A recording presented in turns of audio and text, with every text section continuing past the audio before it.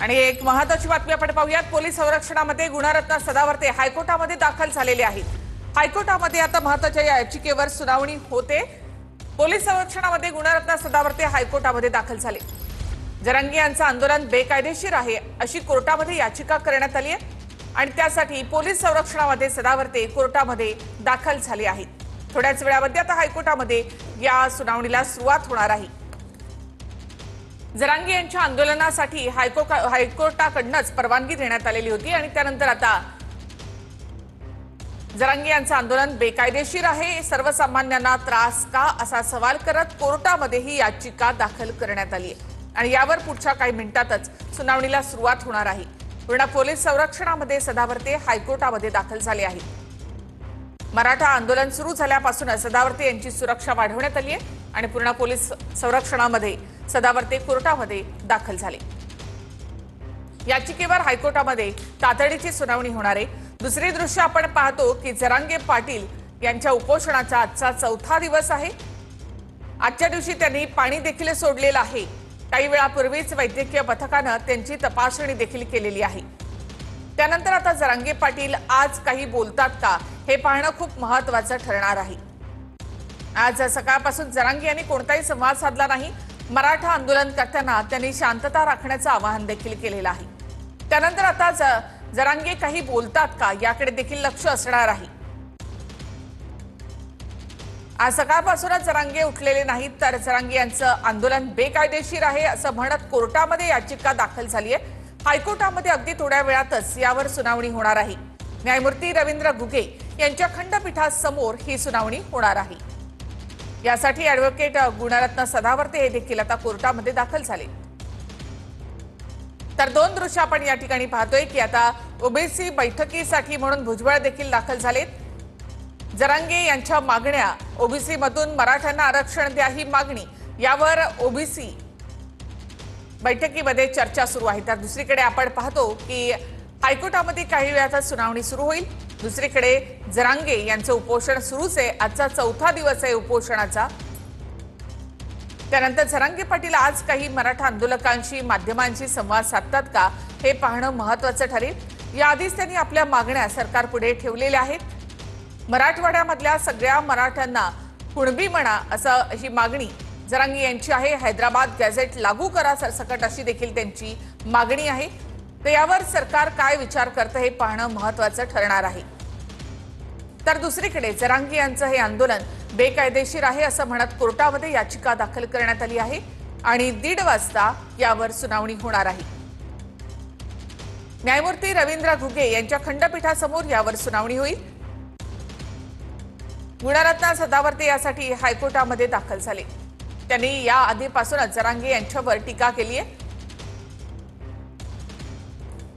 तर जरांगेंचं कडक उपोषण सुरू आहे। पाणी देखील आता त्यांनी या ठिकाणी सोडलेलं आहे। तर जरांगेंचं आंदोलन बेकायदेशीर असं म्हणत कोर्टामध्ये याचिका दाखल करण्यात आली आहे। हायकोर्टामध्ये आता यावर नेमकी काय टिप्पणी किंवा यावर काय निर्णय येतो याकडे सगळ्यांचं लक्ष असणार आहे। तर जरांगे यांच्या आंदोलनाविरोधामध्ये थोड्याच वेळामध्ये सुनावणी सुरू होते। तर जरांगे यांच्या उपोषणाचा आजचा चौथा दिवस आहे। कडक उपोषणाचा जरांगे यांनी आजपासून सुरू केलंय। आजपासून त्यांनी पाणी देखील सोडलेलं आहे। त्यानंतर राज्यभरातून आलेले मराठा बांधव यांनी जरांगे यांना पाठिंबा दर्शवले आणि ते मुंबईत दाखल झाले आहेत। दोन दृश्य आपण या ठिकाणी पाहतो। एक तर जरांगेंच्या आंदोलनासंदर्भात हायकोर्टामध्ये सुनावणी, तर दुसऱ्या बाजूला जरांगे यांचं कडक उपोषणाचा आजचा चौथा दिवस। काही वेळापूर्वी वैद्यकीय पथकानं त्यांची तपासणी देखील केली आहे। मात्र जोपर्यंत आपल्या मागण्या पूर्ण होत नाहीत तोपर्यंत उपोषण थांबणार नाही असा इशारा जरांगे यांनी दिलेला आहे।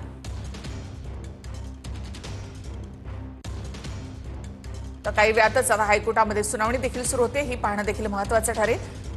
तर दुसऱ्या बाजूला जरांगे यांच्या मागण्या, तर तिथे मुख्यमंत्री देवेंद्र फडणवीस यांच्या वर्षा बंगल्यावर अद्यापही या संदर्भात बैठक सुरू आहे। काय प्रस्ताव नेमका जरांगे यांच्या समोर ठेवला जातो हे पाहणं महत्त्वाचं ठरेल। यामध्ये काही मध्यम मार्ग काढण्याचा प्रयत्न सरकारकडून केला जाईल का, की जरांगे यांनी जसं म्हटलं की हैदराबाद गॅझेट लागू करा मराठवाड्यासाठी, तर सरसकट तसं लागू करता येऊ शकतं का यावर बराच खल झालेला आहे। तर त्यावर काही सरकार निर्णय घेतो का हे पाहणं देखील महत्त्वाचं ठरणार आहे। मात्र जोपर्यंत आपल्या मागण्या पूर्ण होत नाहीत तोपर्यंत आपण उपोषण सोडणार नाही यावर जरांगे ठाम आहेत। त्याचबरोबर राज्याच्या कानाकोपऱ्यातून मराठा बांधव मुंबईमध्ये दाखल झाले।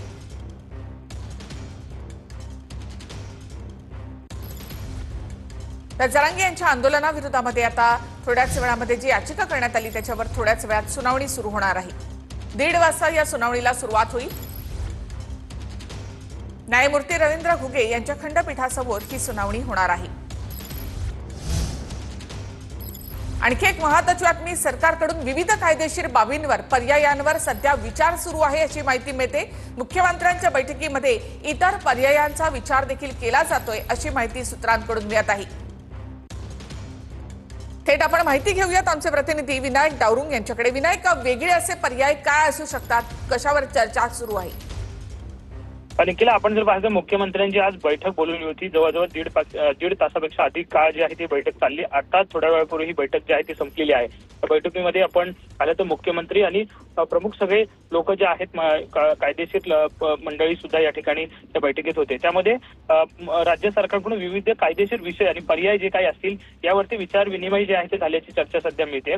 मुख्यमंत्र्यांनी कायदेशीर पर्यायांचा विचार कसा करता येईल पुढील काळात, कारण आपण जर पाहिलं तर मागील काळामध्ये जेव्हा मराठी बांधव उच्च न्यायालय असेल किंवा सर्वोच्च न्यायालय जेव्हा गेले होते तेव्हा मात्र जे निकाल जो आहे तो दोन्ही कोर्टाने दिलेला त्या केसेसमध्ये आपल्याला पाहायला मिळाला की सरसकट कुणबी जे आहे ते देता येणार नाही असं म्हटलं गेलेलं होतं। त्यामुळे तो सुद्धा दाखला समोर येताना पाहायला मिळतोय। त्याचप्रमाणे हैदराबाद गॅजेट असेल किंवा सातारा गॅजेट असेल याची जी मागणी होते ती ते लगेच लागू करता येईल का, या सगळ्या बाबींवरती चर्चा जी आहे ती या बैठकीत पार पडलेली आहे आणि विविध वेगळे काही पर्याय निवडता येतील का कायदेशीररित्या याचा विचार जो आहे तो या बैठकीत करण्यात आला आणि चर्चा जी आहे ती सखोल या बैठकीत झालेली आपल्याला पाहायला मिळाली।